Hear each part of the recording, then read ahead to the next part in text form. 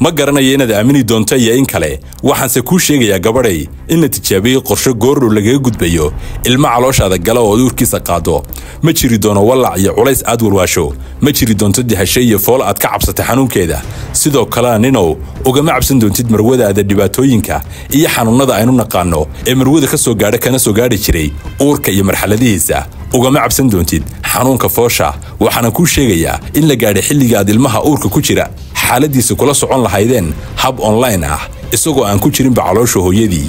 tabintan waxaynu ku dul istaagaynaa waxa uu yahay qorshaha ku xidhiidha tiknoolajiyadda ee ay reer galbeedku dhowaanta howlgelinayaan iyo waxa uu qorshahani ka bedelayo marxaladaha uursiis dumarka aynu naqaano waxaan hay Axmed Awga halkanna waa JTN fadlan nagu soo biir oo ka mid noqo saaxiibadeen nala socda like-tan inoo sar muuqaalkan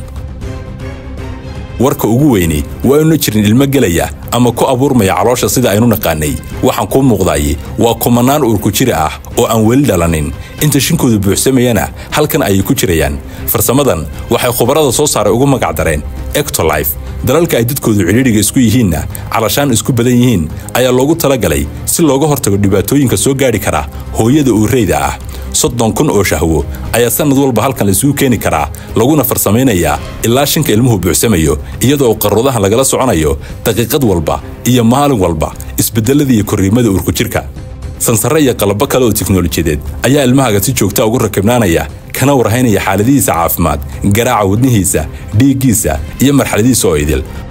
kolka ilmahaga uur ku jira halkan uu yaallo adiga dumar ah iyo saygaagu halka aad joogtaanna aan kuu sheegay hab online ah ayaad kula soconaysaan ilmaha idin calool galay ee aad sugaysaan dhalashadiisa noocyada musiga ama wixii kale aad leedahay ku koro shar iyo khayrba ayaad si online u sii qulaamin kartaa ilmahaga uur ku jirta ah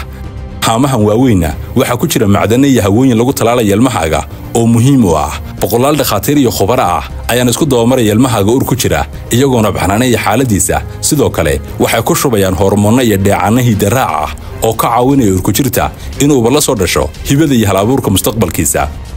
adigu kaliya halkaas uun kala soco xaaladda uur ku jirkaaga ugu dambayntana kolkoo ilmahaga shinkiisu go'o waxaad kala baxaysaa qarradda uu ku jiro isagoo oo fareesh ah caafimaad qaba oo tayo leh garoo waa ilmo jacbira oo lagu soo yabibay haddii aad u baahatana waxa lagu ogol yahay inaad qarrodan yar dhigato sariirtaada agteeda gurigaaga dhexdiisana aad ku yabibato ilmahaga